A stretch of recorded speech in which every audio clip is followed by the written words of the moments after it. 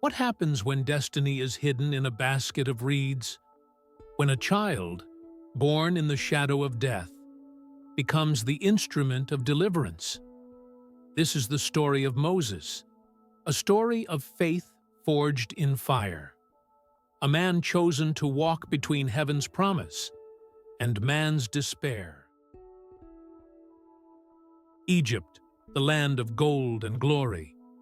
Yet beneath its shining palaces, a nation groaned in chains.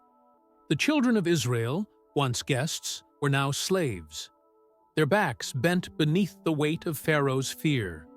Each sunrise brought the echo of hammers against stone, and each sunset the tears of mothers mourning their sons, cast into the Nile by royal decree.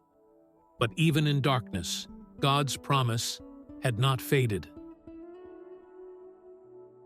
In the quiet of a small Hebrew home, a woman named Jochebed cradled her newborn son.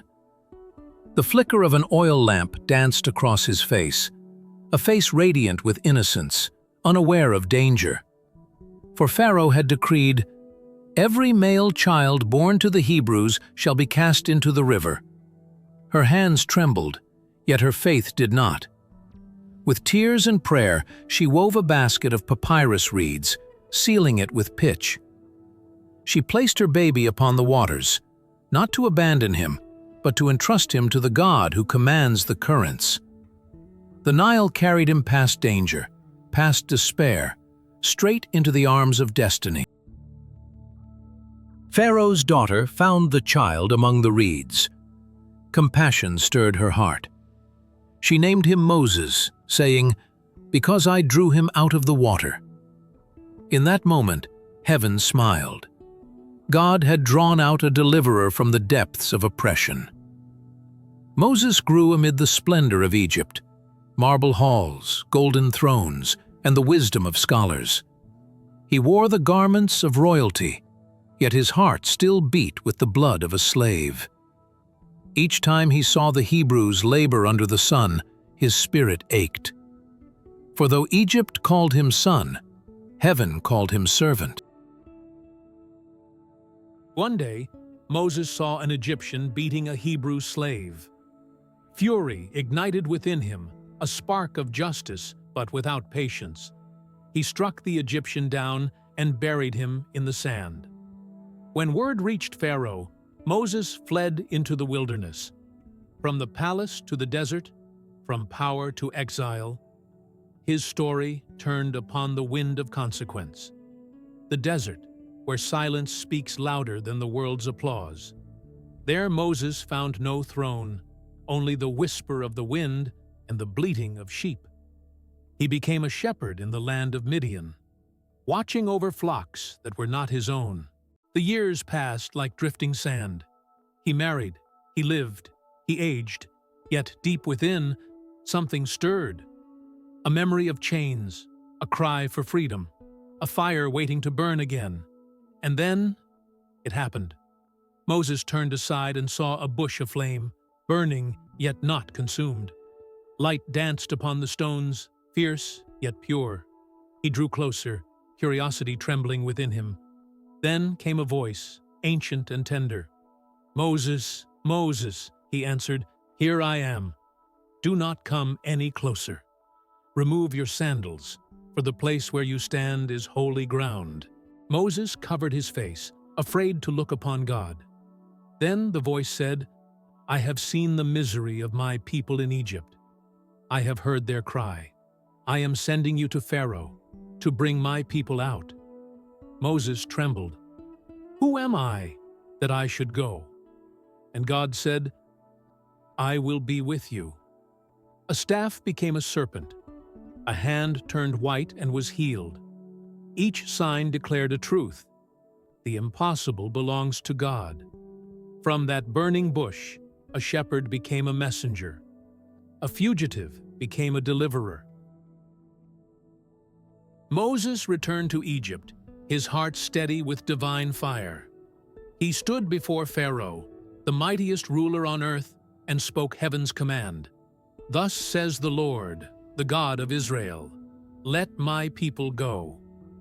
Pharaoh's laughter echoed like iron gates.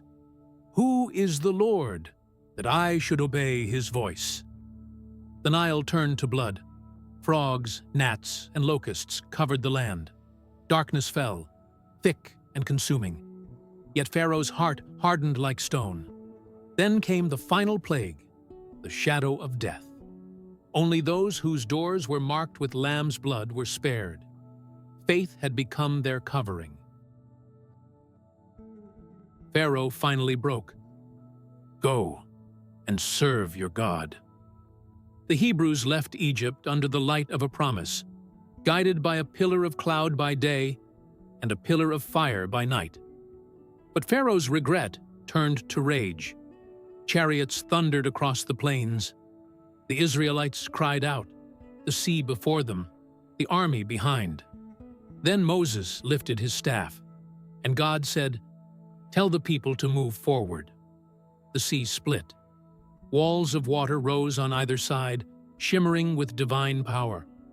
1,000,000 feet stepped across what once was death, now turned to deliverance. When Pharaoh's chariots pursued, the waters closed, swallowing pride and power in a single breath. On the other side, under the dawn sky, the children of Israel stood free. Moses raised his hands, and a song rose like incense. "The Lord is my strength and my song. He has become my salvation." At Mount Sinai, thunder crowned the summit. Moses climbed into the cloud of glory. There, God gave not chains, but covenant, words etched on stone and upon the heart. Freedom was no longer just escape, it was obedience and promise. When Moses lingered on the mountain, the people's faith faltered. They built a golden calf, bowing to what their eyes could see. Sorrow filled Moses' heart. The tablets shattered. Yet God, rich in mercy, renewed his covenant again. Moses' face shone with the radiance of divine encounter. He had spoken with God, as a man speaks with a friend. Through deserts, rebellion, manna, and miracles, Moses saw water flow from rock, bread fall from heaven, and God's faithfulness never fail. From Mount Nebo, he saw the promised land, bathed in morning light. Though he would not enter, he saw that God keeps his word. The story of Moses is not just ancient history. It is the rhythm of our own lives. We too are drawn from the waters of fear and raised for divine purpose. We too wander deserts of doubt, questioning our worth, forgetting the fire that once called our name. But just as God met Moses in the silence, he meets us now, in our uncertainty, in our weakness, in our longing. The burning bush still burns. The sea still parts for those who walk by faith.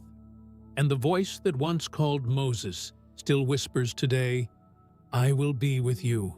So when you find yourself standing before your own Red Sea, when the path seems closed and the enemy draws near, remember this: faith does not wait for the sea to part. It steps forward and watches God make a way.